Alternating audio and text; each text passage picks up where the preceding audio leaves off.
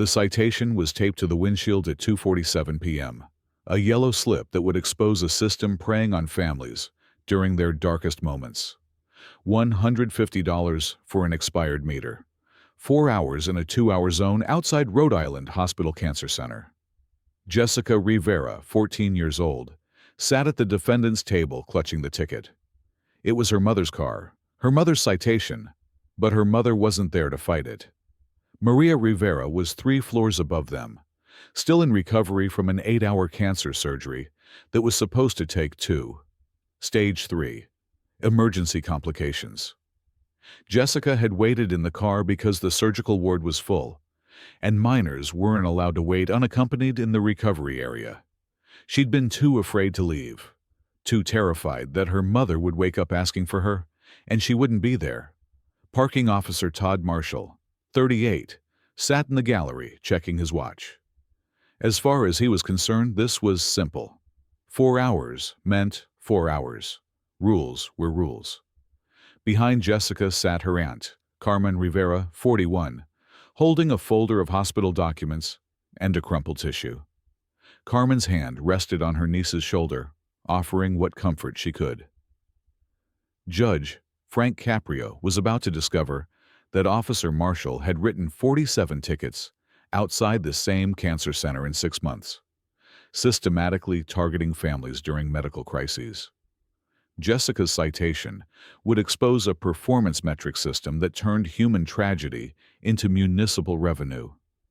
But first, he needed to understand why a 14-year-old girl was defending her mother's parking ticket alone. Wednesday morning, 10:45 a.m., Providence Municipal Court. The docket had been routine until the clerk called the case that would change hospital parking enforcement across Rhode Island. Rivera, Maria. Citation 4782B. Expired meter, hospital zone.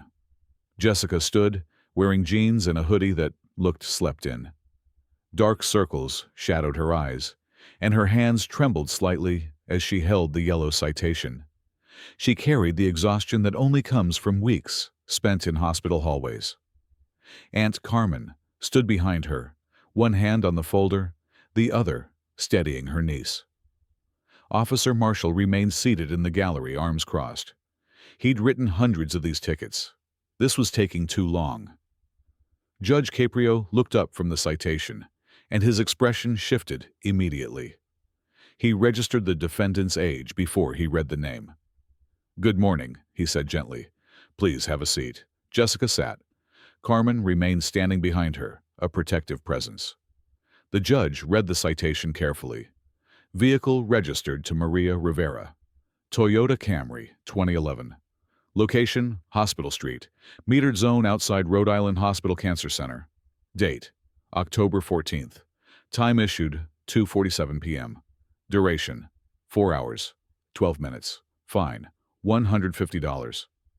He looked at Jessica with concern. "This ticket is in your mother's name. The vehicle is registered to Maria Rivera. Why are you here instead of your mother?" Jessica's voice was quiet, but steady. "My mom can't come, Your Honor. She's in the hospital. She had surgery. She's still there." "I'm sorry to hear that." Judge Caprio's tone was genuinely kind. "What kind of surgery?" "Cancer surgery. It was supposed to be 2 hours, but there were complications. It took 8 hours. I waited in the car because they said I couldn't wait in the surgical area by myself, and there was no room in the waiting area." She'd been too afraid to leave, too afraid her mother would wake up asking for her and she wouldn't be there. Judge Caprio studied the ticket again. Vehicle parked 4 hours, 12 minutes. Meter limit, 2 hours. He noted the location, Cancer Center. Then he looked at Officer Marshall in the gallery. "Officer Marshall, you issued this citation." Todd stood, his posture rigid. "Yes, Your Honor. Vehicle was parked well beyond the meter limit. 4 hours in a 2-hour zone. That's a violation regardless of circumstances." "Did you see anyone in the vehicle when you issued the citation?" "I saw a kid in the back seat. Looked like she was on her phone. Doesn't change the violation." Judge Caprio's voice remained calm, but something hardened in his expression. "You saw a child alone in a car for 4 hours outside a hospital and you wrote a ticket?" Todd's tone became defensive. "My job is to enforce parking regulations, not investigate why people overstay. If everyone had an excuse, meters would be meaningless." The judge set the citation down deliberately. "Officer Marshall, how many tickets have you written in the hospital zone in the past 6 months?" "I don't keep count. I work my assigned zones." "Bailiff Rodriguez, please pull Officer Marshall's citation records for the past 6 months. I want every ticket issued within 2 blocks of Rhode Island Hospital." A murmur rippled through the gallery. Someone whispered something about quotas. Officer Marshall's jaw tightened visibly. 20 minutes passed. Jessica sat quietly, Carmen's hand still on her shoulder. Officer Marshall checked his phone twice. Judge Caprio reviewed other cases, but his focus kept returning to the yellow citation on his desk. Bailiff Rodriguez returned with a printed report. The judge read it in silence. His expression darkened with every page. "Officer Marshall, in the past 6 months, you've written 127 parking citations in the hospital zone. Of those, 47 were issued directly outside the cancer center. Most were for vehicles parked 3 to 5 hours beyond the meter limit." He looked up, his gaze sharp. "That's an average of 8 tickets per month at a single cancer treatment facility." Todd shifted his weight. "That zone has high turnover and frequent violations. It has families dealing with medical emergencies." Judge Caprio picked up his phone. "Bailiff, please connect me to the patient advocate office at Rhode Island Hospital. I'd like to speak with them on speakerphone." The gallery fell silent. Jessica looked at her aunt, confused. Carmen squeezed her shoulder reassuringly. The call connected. A woman's voice filled the courtroom. "Patient advocate office, this is Susan Chen." "Miss Chen, this is Judge Frank Caprio from Providence Municipal Court. I have a case here involving a parking citation issued outside your cancer center. Can you tell me the typical duration of appointments and procedures at that facility?" Susan's response was immediate and detailed. "Initial consultations run 2 to 3 hours. Chemotherapy sessions range from 3 to 6 hours depending on the protocol. Surgical procedures can take anywhere from 2 to 8 hours, sometimes longer if there are complications. We always advise families to expect procedures to run longer than scheduled because medical situations are unpredictable." She paused, then continued, her frustration audible. "And parking availability. It's a nightmare, Your Honor. We have 40 spaces for a 200-bed facility. The meters outside are 2-hour maximum. We've been requesting that the city extend the time limits or create medical validation zones for years, but nothing has changed. Meanwhile, families get ticketed while their loved ones are in surgery or undergoing treatment. It adds financial stress to what's already the worst time of their lives." "Thank you, Miss Chen." Judge Caprio ended the call and turned to Officer Marshall, his voice quiet but carrying unmistakable weight. "You've been systematically ticketing families during medical emergencies. The hospital's own patient advocate confirms that cancer procedures regularly exceed 2 hours, sometimes by 6 hours or more. You knew vehicles parked outside that facility likely belonged to families dealing with life-threatening situations. Did you ever check with the hospital before writing a ticket?" "That's not part of my protocol." "Did you ever ask yourself why a child was sitting alone in a car for 4 hours?" "I'm not required to investigate circumstances. The meter limit is 2 hours. The vehicle exceeded that limit. I wrote the citation." "You wrote 47 of them at a cancer center." A voice rose from the gallery, quiet but clear. "My husband had chemo there last month. I got a ticket. I was inside holding his hand while the drugs made him sick. I paid it. I didn't know I could fight." Another voice joined. "My mother, surgery, 6 hours. $150 ticket. I paid it." Judge Caprio raised his hand gently. I understand. Please. Let's continue on the record. He turned to Carmen. Miss Rivera, you have documentation from the hospital? Yes, Your Honor. Admission records, surgical reports, timeline of that day. The judge reviewed the documents meticulously. His expression grew colder with each page. Judge Caprio read the records aloud, his voice measured but heavy with the weight of what they revealed.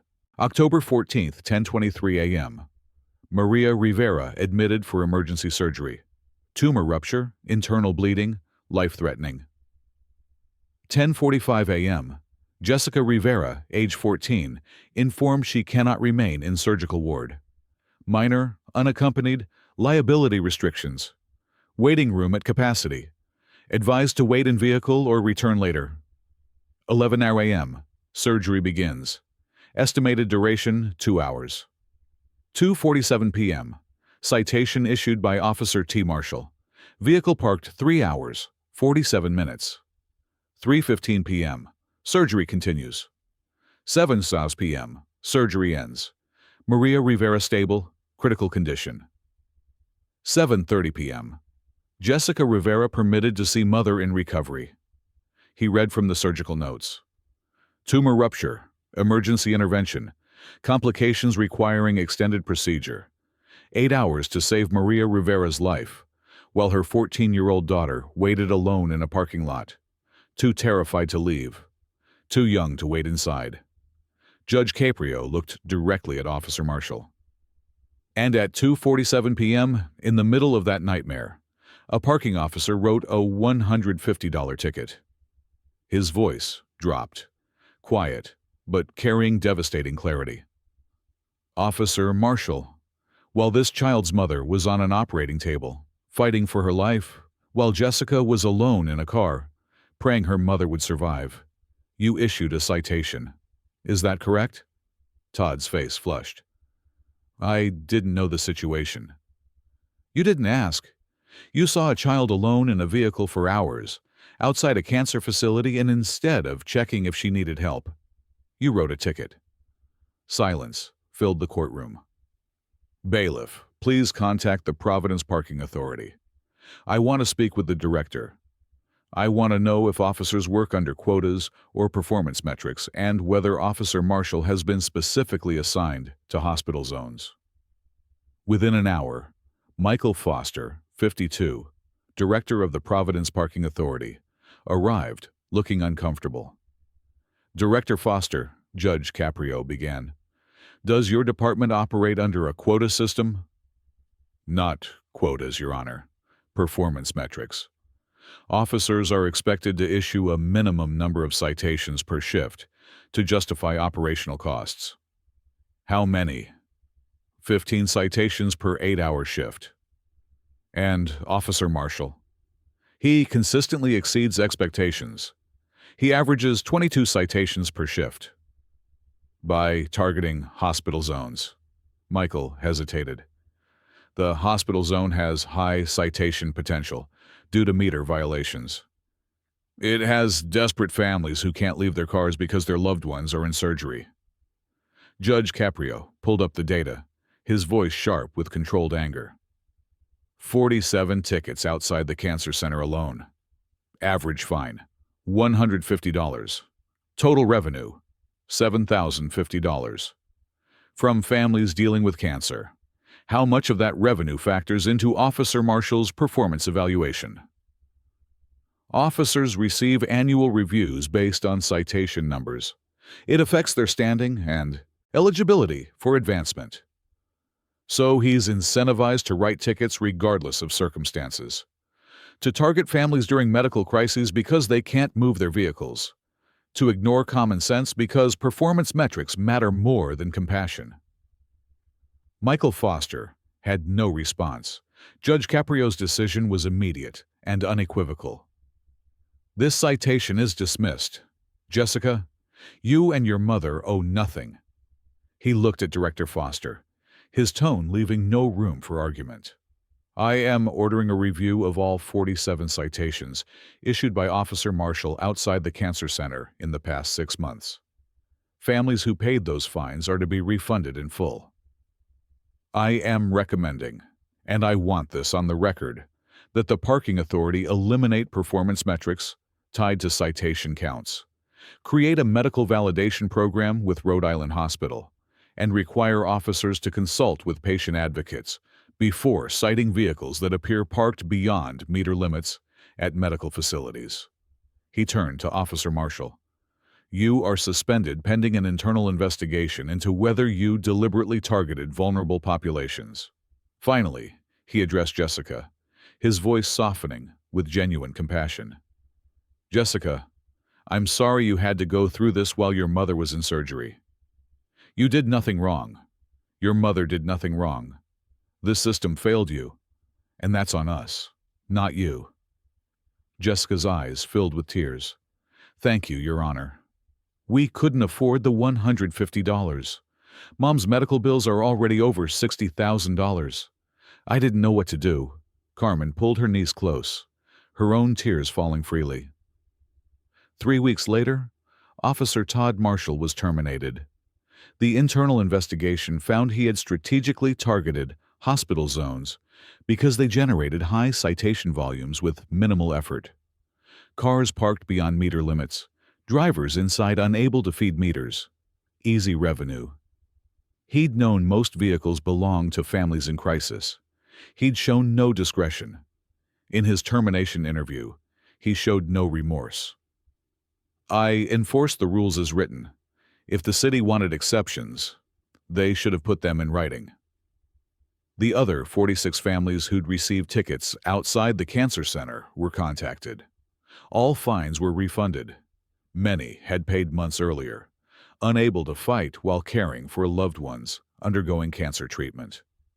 One woman, Patricia Morrison, had paid her $150 ticket the same week her husband entered hospice. I didn't have the energy to fight. My husband had days to live. A parking ticket was just one more cruelty in a series of cruelties. She got her money back. Small comfort, but something. The city of Providence faced intense public pressure to reform. Within 2 months, comprehensive changes were implemented. Meters near hospitals were extended from 2 hours to 4 hours. Medical parking zones were created with hospital validation. Officers were required to check with patient advocates before ticketing vehicles near medical facilities that appeared abandoned beyond meter limits. Performance metrics were eliminated. Officers would now be evaluated on community service and professionalism, not citation volume. Rhode Island Hospital installed a validation system. Families dealing with emergencies, long procedures, or extended visits could get parking validated at no cost. No more choosing between being present for a loved one and feeding a meter. The changes came too late for Jessica and 46 other families. But they would protect thousands of future families from the same trauma. Jessica Rivera is now 15. Her mother, Maria, is still alive. The surgery was successful. She's in remission, fragile but fighting. When I got that ticket, I wanted to cry, Jessica explains. Mom was in surgery. I didn't know if she'd survive. I was 14, alone in a parking lot, terrified. Then there's a $150 ticket on the windshield. She pauses, the memory still raw. We couldn't afford it, but I didn't know you could fight a ticket. I thought you just paid. Carmen sits beside her. I was furious. My sister was fighting for her life, and they ticketed her car with her daughter inside. It was cruel. So I gathered the hospital records and we went to court. Maria Rivera, now 43, keeps the dismissed citation in a folder with her hospital discharge papers. These represent the same day, she explains. The day I almost died. The day Jessica waited alone. The day someone saw our crisis and wrote a ticket. And the day, months later, when Judge Caprio said, "No, that's wrong," and made it right. Judge Frank Caprio keeps Jessica's citation in his chambers. The yellow slip that started everything.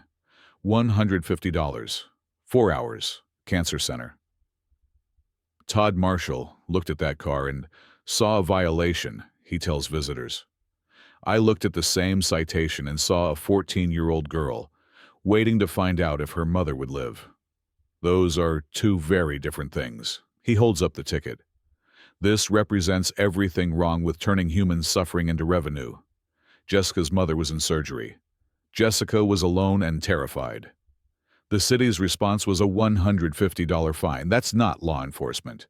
That's a failure of compassion. Judge Caprio was later recognized by patient advocacy groups for exposing the hospital parking scheme. In interviews, he remained characteristically direct. Parking rules exist to manage limited space fairly. But when someone's mother is in cancer surgery, fairness means understanding that feeding a meter is impossible. Jessica couldn't leave that car. What if her mother had died while she was at a meter? What if the hospital called and she wasn't there? A child shouldn't have to choose between being available for her dying mother and avoiding a parking ticket. He held up the stack of dismissed citations. These represent 47 families dealing with cancer, surgery, treatment, and death. We ticketed them. We added financial stress to medical trauma. That's not governance.